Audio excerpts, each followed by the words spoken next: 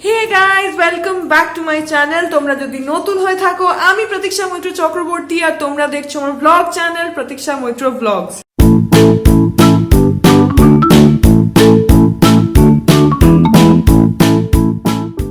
আজকে বেশ কয়েকদিন পর আমি আজকে একটু রান্না করছি, তাই আমি ভাবলাম যে তোমাদের সঙ্গে সেটা শেয়ার করি।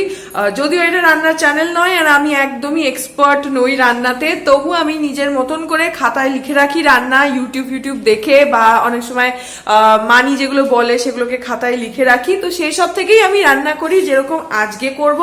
আজকে আমি যেটা রান্না করছি সেটা হচ্ছে পনির দো পেঁয়াজা। অ্যাকচুয়ালি আমি ফ্রিজটা খুলে দেখলাম যে ফ্রিজে অনেকগুলো পনির রয়ে গেছে, তো সেই জন্য ভাবলাম যে তাহলে পনির দিয়ে কিছু একটা রান্না করি। সেই জন্য আজকে আমি বানাচ্ছি পনির দো পেঁয়াজা।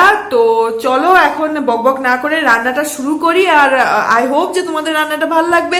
আর তোমরা যারা পনির দো পেঁয়াজা রান্না করতে জানো তারা প্লিজ আমার ভুল ত্রুটিগুলোকে ক্ষমা করে দিও, কারণ আমি কিন্তু একদমই রান্নাটাতে এক্সপার্ট নই।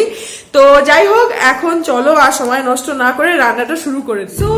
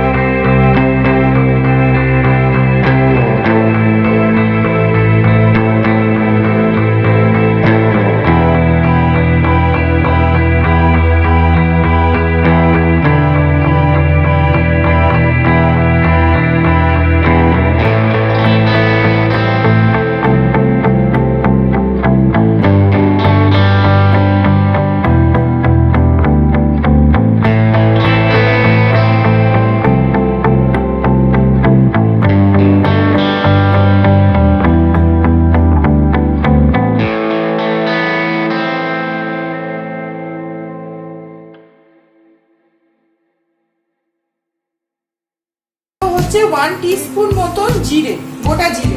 একটু নাড়াচাড়া করব, তেলটাকে গরম হতে দেব। এগুলো এবার একটু গরম হয়ে চিটপিট করতে শুরু করে দিয়েছে। এবার আমি এর মধ্যে যে আমার কুচানো পেঁয়াজগুলো সেগুলো দিয়ে দেব।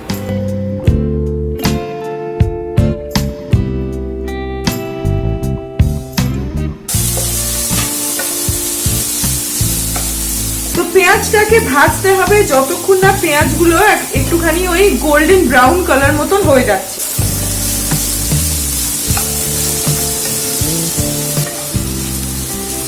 তো পেঁয়াজগুলো মোটামুটি গোল্ডেন ব্রাউন হয়ে গেছে, দেখতেই পাচ্ছ। এবার এর মধ্যে আমি দিয়ে দেব হচ্ছে 2 tablespoon ginger garlic paste.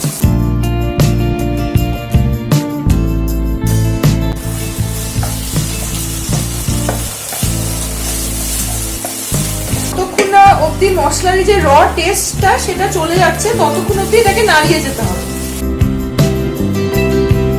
2 minute মতো নাড়াচাড়া করলেই মোটামুটি ভাজা ভাজা গন্ধটা চলে যাবে।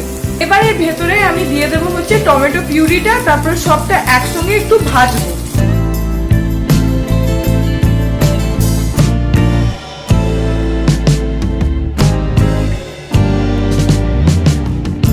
তো জিনিসটা এরকম ভাবে দেখতে, আর এইটাকে এখন আমি একটু ভাজা ভাজা মানে একটু মাখা মাখা করবো। আর আরেকটা যেটা সেটা হচ্ছে ইন্ডাকশনটাকে আমি একদম কিন্তু লো ফ্লেমে করে রেখেছি। তো এবার আমি এর মধ্যে একে একে দিয়ে দেবো হচ্ছে হাফ টিস্পুন হলুদ, 2 teaspoon red chilli powder, 2 teaspoon ধনে গুঁড়ো,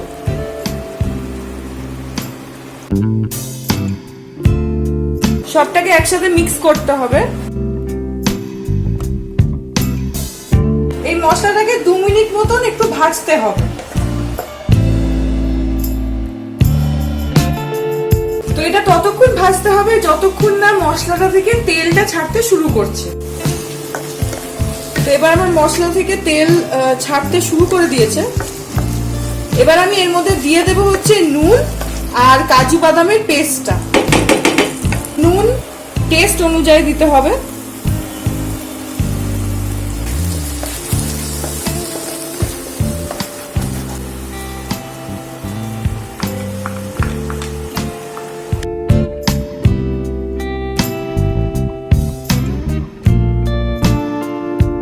এর মধ্যে আমি 1 কাপ জল দিয়ে দেবো।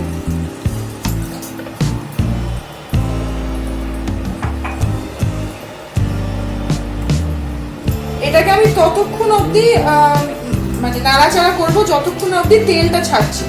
তো যতক্ষণ এই মশলাটা রেডি হচ্ছে ততক্ষণ অবধি মানে যতক্ষণ না গ্রেভিটা রেডি হচ্ছে, তেল ছাড়তে শুরু করছে, তার মধ্যে আমি একটা কাজ করেছি। সেটা হচ্ছে যে পনির পিসেস যেগুলো ছিল সেগুলোকে হালকা একটু প্যান ফ্রাই করে নিয়েছি। আর যে পেঁয়াজের যে পেটেলস গুলো ছিল সেগুলোকেও হালকা আমি জাস্ট প্যানের মধ্যে কোনো কিছু ছাড়া, তেল ছাড়া, জাস্ট খালি প্যানের মধ্যে একটুখানি সতে করে হালকা লাল লাল ফ্রাই করে নিয়েছি পনিরটা আর পেঁয়াজটা। এটা করলে যেটা সুবিধা হবে হচ্ছে যখন তুমি গ্রেভির মধ্যে পনিরটা দেবে বা পেঁয়াজের পেটেলস গুলো দেবে, জিনিসটা অনেক ফাস্ট রান্নাটা হয়ে যাবে। তো সেই কারণেই এটা করা। এটা মানে করলে ভালো।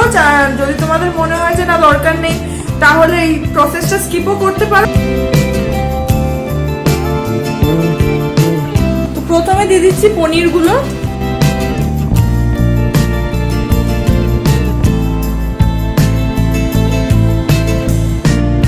আর 2টো কাঁচা লঙ্কা দিয়ে ভালো করে জিনিসটাকে প্রথমে মিক্স করে নিতে হবে।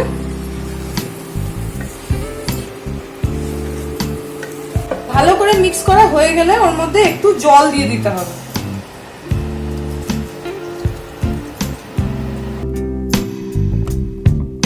আবার ভালো করে পুরোটা মাখিয়ে নিতে হবে, মিশিয়ে নিতে হবে।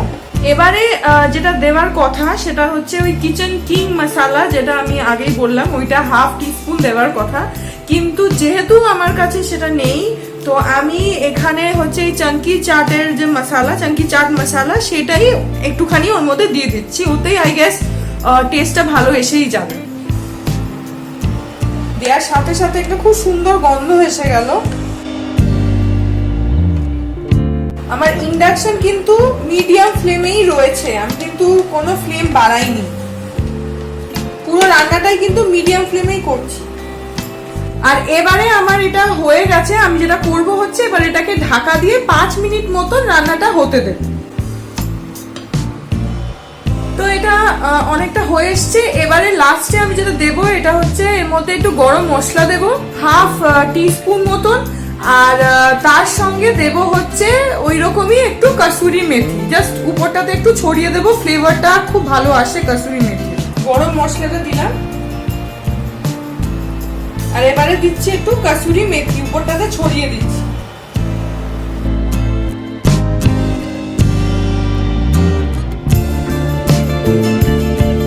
জিনিসটা কিন্তু একটু মাখা মাখাই হবে, একটু গ্রেভি গ্রেভি হবে। এবার এটা হয়েই গেছে। লাস্টে একটু 3 মিনিট মতন হালকা ঢাকা দিয়ে একটু রেখে দিলেই হয়ে যাবে।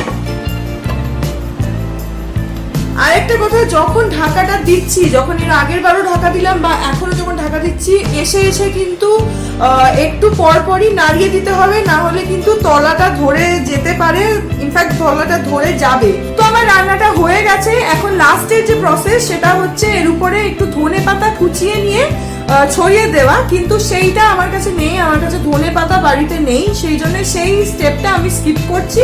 তোমাদের কাছে যদি ধনে পাতা থাকে তাহলে অবশ্যই সেটাকে কুচিয়ে এর উপরে ছড়িয়ে দিও গার্নিশ করার জন্য, তাহলে দেখতে আরো সুন্দর লাগবে। তো এখন আমরা খাবো, আর আজকে আমরা রাত্রির বেলা অর্ডার করেছি হচ্ছে নান রুটি, তো সেটাই খাবো।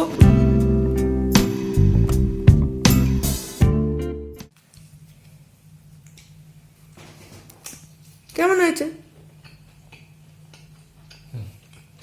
ভালো হয়েছে? পছন্দ হয়েছে তোমার? ইউটিউব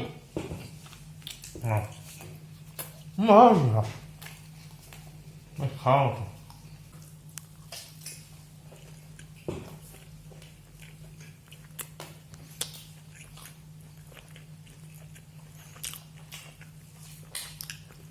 বেশ ভালো খেতে হয়েছে,